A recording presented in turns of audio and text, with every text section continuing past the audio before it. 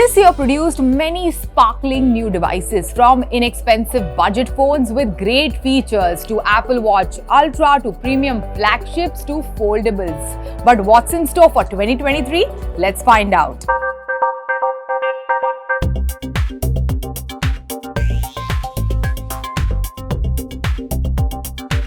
First up, let's speak about smartphones. We expect Samsung Galaxy S23, the launch around February. Now, typically Samsung globally puts in certain markets, in fact, it puts the flagship chipset from Qualcomm Snapdragon into its flagship devices. So that is what we are expecting on this device as well. So we expect Qualcomm Snapdragon 8 Gen 2 is what is expected on this device. Then when it comes to camera, as per leaks, we might expect a 40 megapixel front selfie camera on the S23 and a 200 megapixel camera when it comes to the rear camera setup.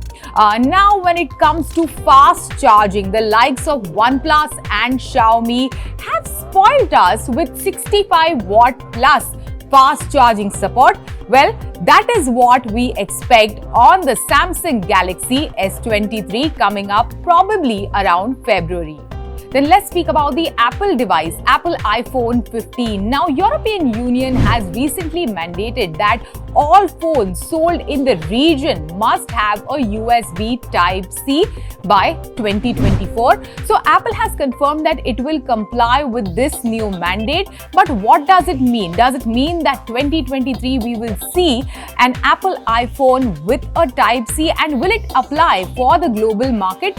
Let's hope it does, because that will also solve or resolve a lot of friction when it comes to charging. Let's say if you are entirely on an Apple ecosystem, charging between an iPad and an iPhone, and will make it much easier, especially when you travel.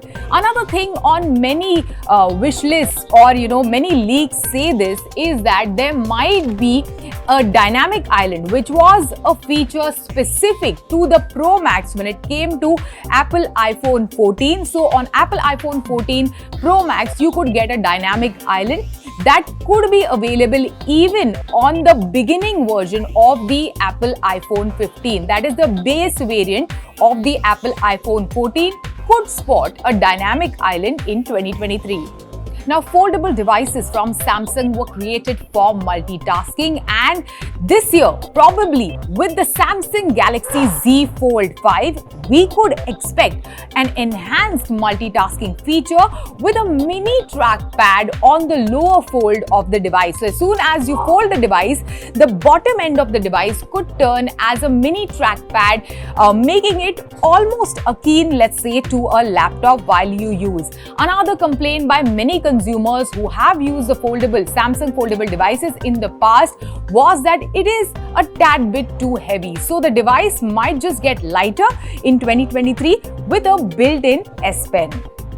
Now, one more device that we expect towards the mid of the year, let's say around May 2023, is OnePlus Nord 3. Now, a lot of Twitter users were debating the release of Nord 3 in 2022, but OnePlus had already launched the OnePlus Nord 2T, a midway upgrade in May 22, and then this was followed by OnePlus 10T a couple of weeks, or let's say a couple of months later.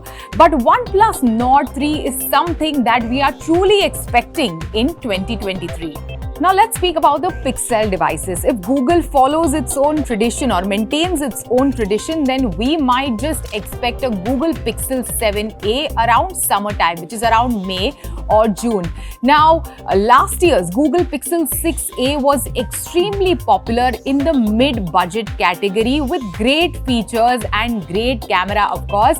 Now, this year's Google Pixel 7a might get a slight bit of an upgrade from 6a when it comes to refresh rate on the display. So we might just expect a 90 Hz refresh rate when it comes to display, and then it might also support wireless charging two characteristics or two features that were missing from 2022's Google Pixel 6a. Now, another thing that we might just find on the Google Pixel 7a is Tensor G2 processor, the same one which is available on Google Pixel 7 and 7 Pro. Now, sticking with Google, we might just expect a foldable from Google in the coming days. Rumors say that it might be called Pixel Notepad. It might feature a 9.5 megapixel front outer camera and might also have a triple camera setup. When it comes to triple camera, rumors or leaks say that the triple camera could have a 50 megapixel, a 48 megapixel and a 12 megapixel triple camera setup. And of course, there is going to be a stylus support on this foldable device. Now, when it comes to other gadgets, we might just expect PlayStation VR 2 by February 2023. It might be priced at $549.99. Will have, in terms of display, it will have OLED HDR display with a 4K resolution and either 90 Hz or 120 Hz of refresh rate. When it comes to field of view, there might be a 110-degree field of view, and of course for audio, a 3.5 mm headphone jack. Now, there are rumors that Facebook might get into the watch, the smartwatch and the fitness watch space with Facebook Meta Watch. It will be IP68 rated, 50M water resistant, so you can definitely take it out for swimming. Plus, it will have enhanced health features like SpO2 tracking, heart rate measurement, then of course your regular GPS workout, outdoor workout features. It might just cost 18,999 rupees.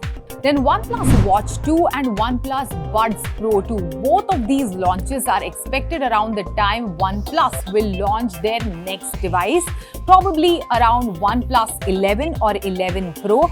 Now, when it comes to the pricing, so OnePlus Watch 2 might be available from 14,999 to let's say 18,999 rupees.